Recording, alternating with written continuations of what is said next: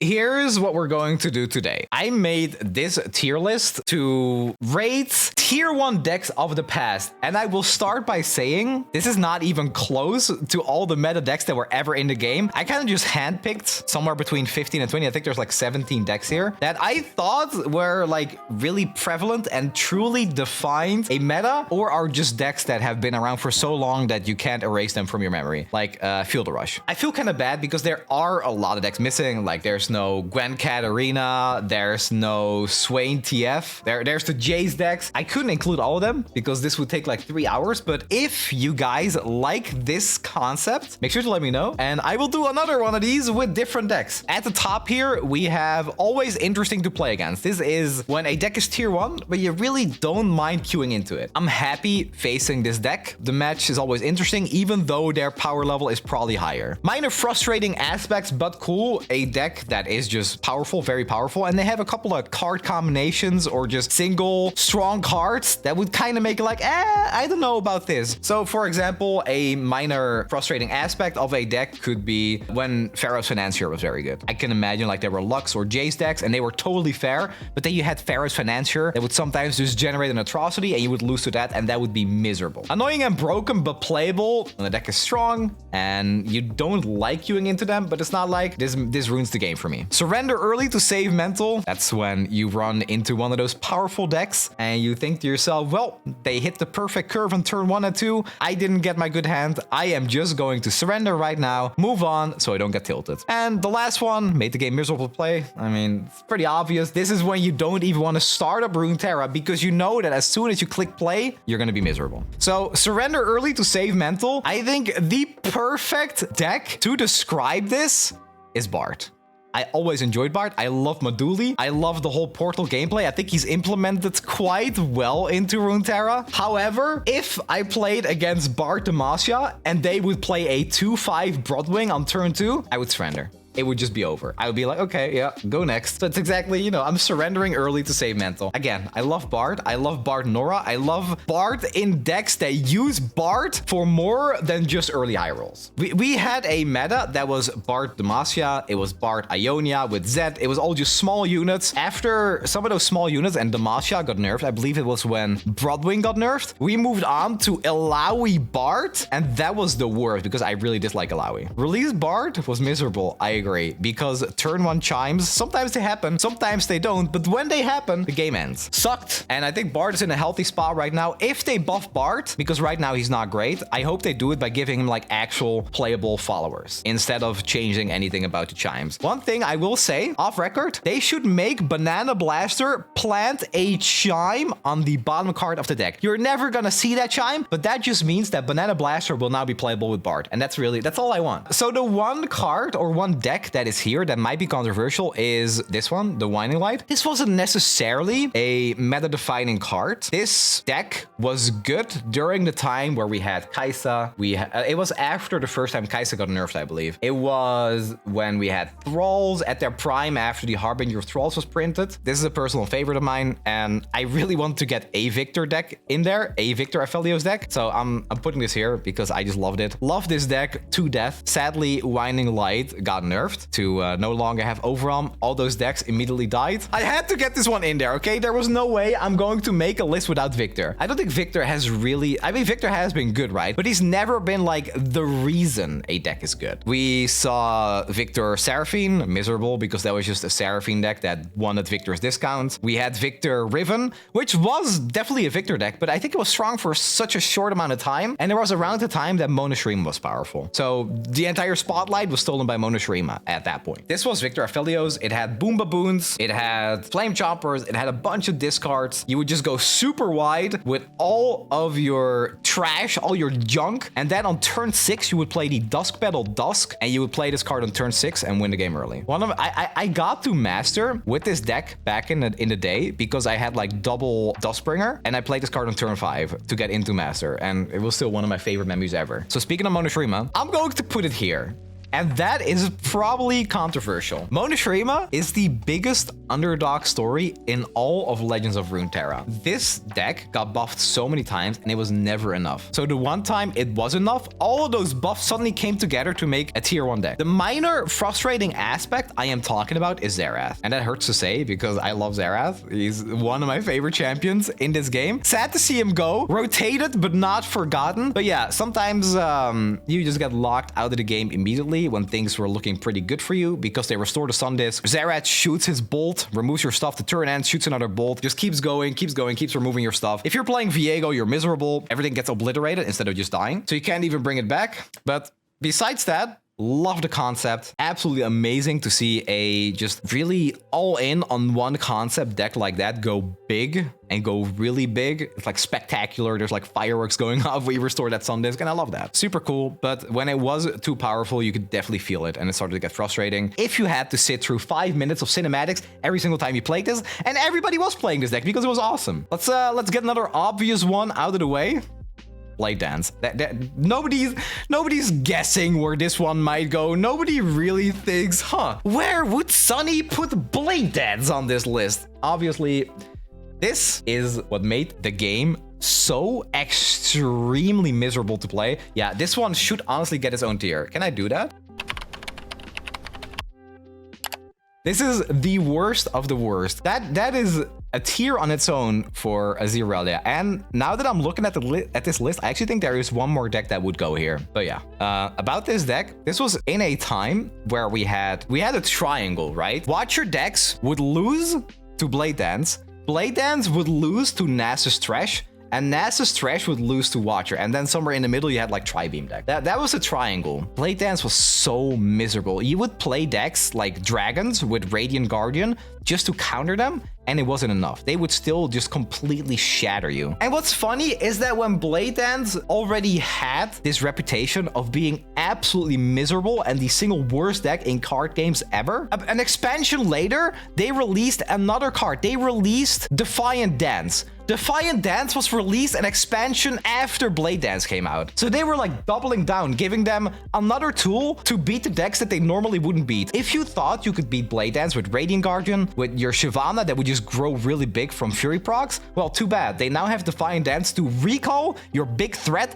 and Blade Dance on top. I can't comprehend what they were thinking. But on the bright side, this deck is the reason that I am a content creator right now. I refuse to play ranked, and I would just go in normals and play meme decks, and all those decks suddenly just started doing extremely well on YouTube. So I kind of have Blade Dance to thank for that, you know? My career was based upon the foundations of Blade Dance being the worst deck in card game existence. We were already talking about that triangle, so let's do the Watcher. I want to put this here. I want to put Watcher in annoying and broken but playable, and I know a lot of people are going to disagree with that. They would probably put it lower because what this deck did is it removed your stuff permanently. It just didn't care. It removed all your stuff, but they didn't remove your stuff in a Noxus way, where it's like, oh, you get stunned, you can attack, and then I flock you. If your stuff is damaged, you're done. They had to pay like real mana to remove your stuff because Vengeance and stuff was 7 mana, and then it played Trundle, and Trundle was just there to die, so you could play another Trundle and get another Ice Pillar. Then you would play the Spectral Matron. You would cheat out either the Pillar or the Watcher, and then you would get another Watcher, or you would have Fading Memory. You would just keep playing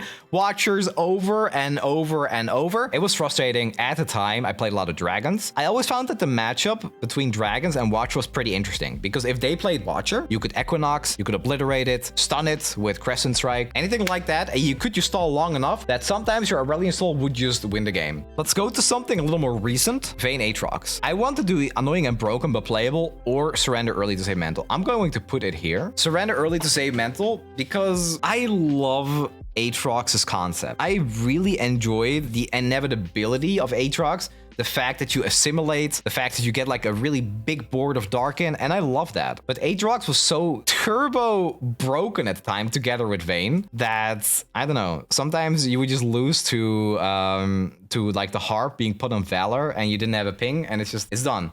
And the one thing that annoyed me by far the most was the Ranger Knight Defector. The healing from Aatrox, the discounts on Darkin when he leveled, he just had everything going for him, man. He also had the time where it was Kane Aatrox and the Cultist cards were like crazy overtune as well, yeah. Let's go for the next one, and that's gonna be Bandle Tree. Bandle Tree is pretty interesting because I feel like there's also a story here. For me, this made the game miserable because it was an Exodia that had so many other win cons that no matter what you did, they would find a way to win, right? This deck would play Bandle City Noxus. It would play stuff like Flock. It would swarm you with Mayor, who discounted everything. So their hand would be like 1 mana. There wasn't, back in the day, we didn't have like, oh, the first unit you play. No, everything.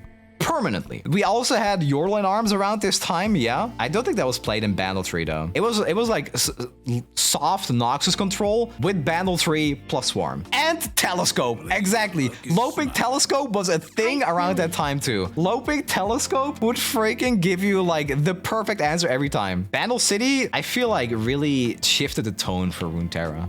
Big time. Val Temple. See, this one was also so ridiculously broken, but I really liked it because I'm a Targon fanboy. I'm not gonna put it any higher than this though. What this deck would do and what would make it so ridiculous is that the curve would sometimes be Lunari Dustbringer on 1. Yeah, you would skip turn 2 and then on turn 3, you would play the Dusk Petal Dust. You would Aphelios, you would take Crescendum, and you would cheat out a 3/4 Octopus from your deck, and you would take over the game. And then Val Temple would give an ally +1/+1 every turn. Like back in the day, the power level was a lot lower, and this was just impossible to deal with. This was mana cheating and constant unit buffing all the time. Yeah, this is why Aphelios had to die for an entire year. And Burblefish was a 3/1 for 6 mana. This was also the time when TF Fizz was a thing. Yeah, this one I thought was a little more frustrating than Val Temple, because Val Temple was slower, and this deck, it was very clear when you would have lost. Both decks were hard to play, I feel. But TF Fizz in the hands of a good player was unbeatable. This was literally tier 0. Yeah, Twisted Fate would level in 1 turn, or they would play Mind Melt to end the game. They would beat you with elusives. This was also when Rummage was still 1 mana, right? 1 mana Rummage with stress testing was so freaking ridiculous. 1 mana Rummage would literally level Twisted Fate in 1 single turn. This was also when Pick a Card was 3 mana and it would draw 3. So sometimes you had this like, I play TF on 4. I have 3 banked mana. You can't remove my TF. Okay, I'm going to use my Pick a Card.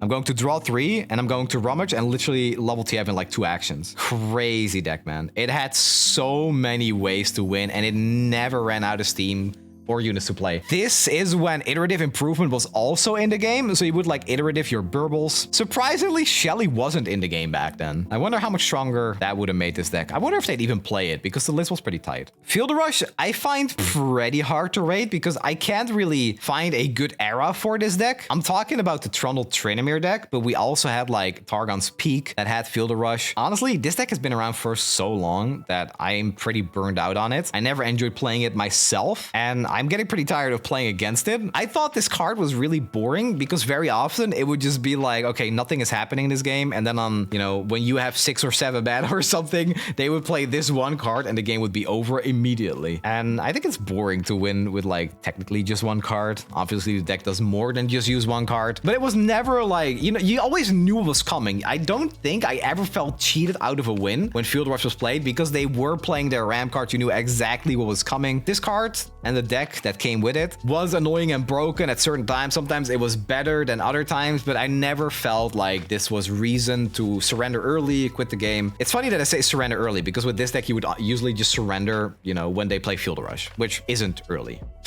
Go hard. I would put it in either one of these, to be honest. I feel like comparing this to Bandle Tree is a little bit much, so I'm going to put it here. And this was around the time when Go Hard and Pack Your Bags were both 1 mana. It was pretty insane what this deck did for the game back in the day. It was an aggro deck, basically, with just a ton of draw, and then they would play a 1 mana, deal 5 to everything. They had like a ton of fearsomes early. They had like super efficient units with Jack Butcher and all that stuff, and sometimes they would run like a 1 of Ledros and Atrocity. I don't know, man. I've been blown out by this deck in so many different ways that I can't even remember all of them. It was too good at everything. Pings, board clears, aggression, draw, and if they high roll too early, yeah, just surrender, move on. Okay.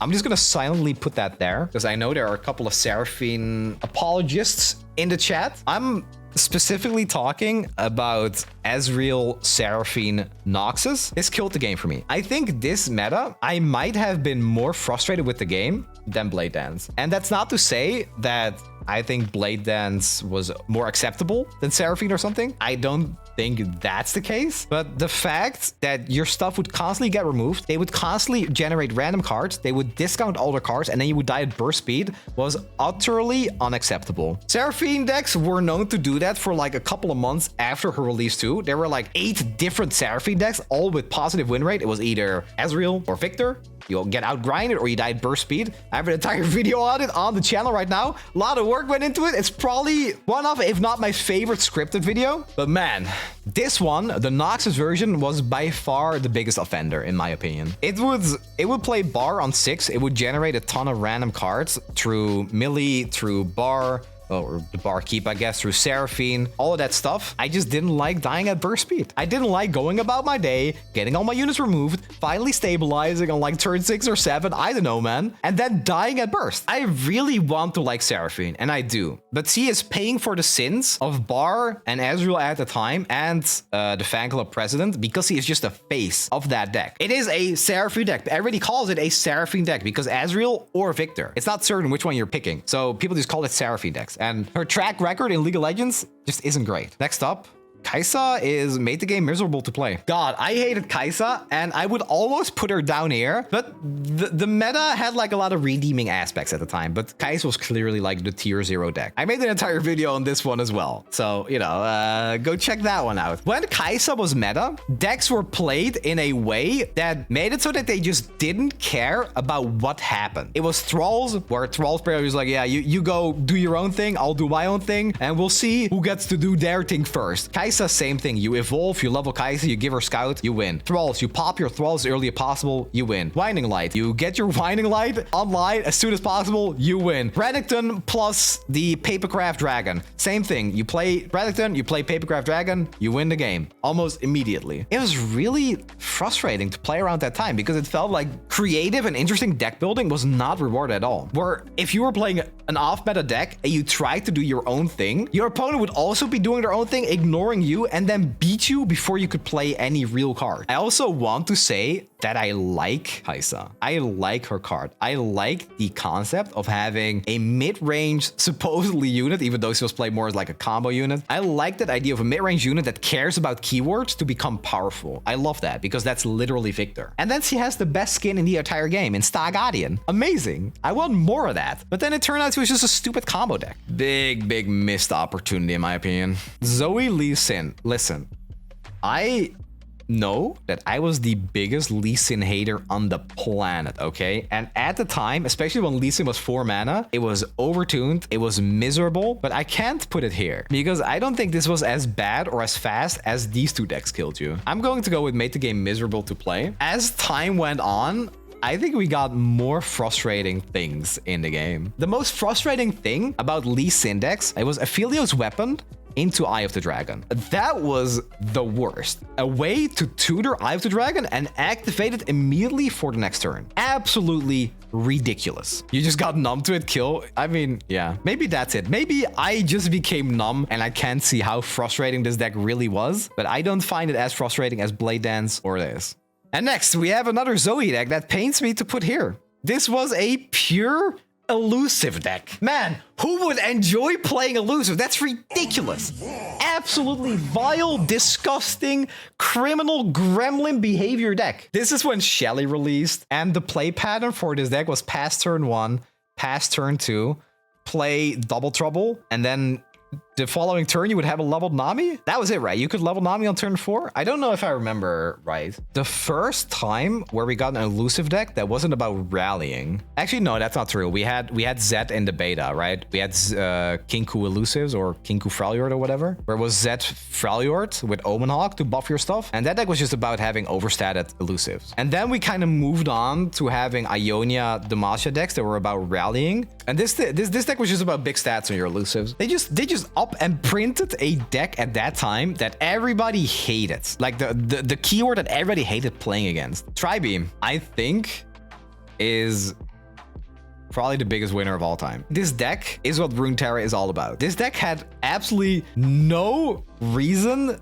to be a deck at all. It was just random cards thrown together and somehow it worked. I don't even know what the concept behind this card was supposed to be. I think Riot made Tri-Beam Improbulator as like a Heimer card, where it was like, oh yeah, Heimer decks, they like to play Flash of Brilliance, so maybe we give them like a removal spell they can power up, right? And then I don't know who made this deck. I know that Alan played it a ton back in the day, and it was just about playing like 3 mana cards that were good at removing stuff. You had like the Arachnoid Sentry, you had the Sun Dredger to cycle, you had Scorched Earth, all that stuff. And that was also when we had 3/3 Draven. 1 mana Rummage. You guys remember how frustrating that was though, actually? You would play Draven, you would get an axe, Draven would attack, would get another axe, and then for 1 mana, they would cycle these 2 axes into real cards. They also played Chump Wump to just have like a ton of junk that they would discard and draw a real card from.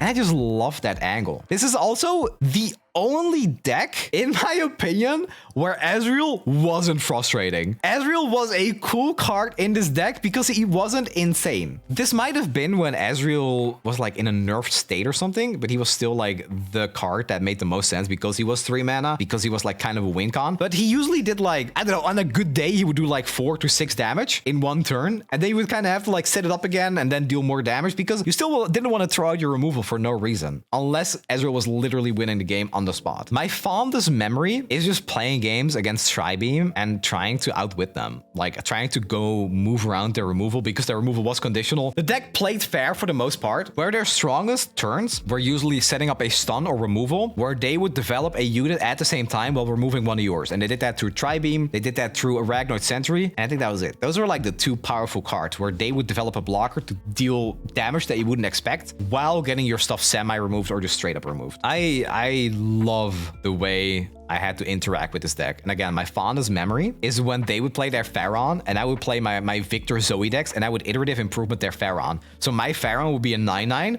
and theirs would be an 8/8. And then I'd also get access to that bird. Just one of my most favorite matchups to go against with some of my own favorite decks. Super, super cool. And then we have Ahri Kennen. So I was really close to putting Kennen Ezreal, but that deck only lived for a single week until it got nerfed. It got hotfix nerfed and it really had to, because Ezreal Kennen was disgusting. I would put it here. If we had to play with that deck around for more than a week, I would have probably just like, I would have been the BBG, like, right? BBG quit because they hotfixed this deck, which it had to. If they didn't do that, I would have been the one to quit, dude. It was insane. It just stunned you. It recalled you. It wouldn't let you play anything. It would cheat out infinite units through the 4 mana Allegiance card. And then once Kennen was leveled, it would play Ezreal and insta-kill you. So ridiculous, man. This deck was absolutely miserable. But this is Kennen Ahri. And I think Kennen Ahri was a bit more, I can forgive it. So I'm probably putting it here. I'm close to putting it here because this is just elusives. I'm putting it surrender early to save mantle because sometimes they played like their Morn, their Ahri, their Droplet. Well, I should say they played Droplet into Ahri and you didn't have a good way to do it and the game would be over. I think that's how I should look at this. You would surrender early so you didn't have to deal with like a swarm of elusives while they had like insane value while doing Ionia shenanigans where they denied you from playing a recall and stunned your stuff. The fact that this was like a spawn from what Ezreal Kennen was made it a little better, but still not great. This is my list. I'd love to hear if you guys enjoyed this. Let me know, because I will do this again with different decks, because there have been hundreds of meta tier 1 decks and I can't get around to all of them in one stream. I just made this selection because they really stood out to me. Let me know in the comments what you want to see next time and I'll make another one of these lists.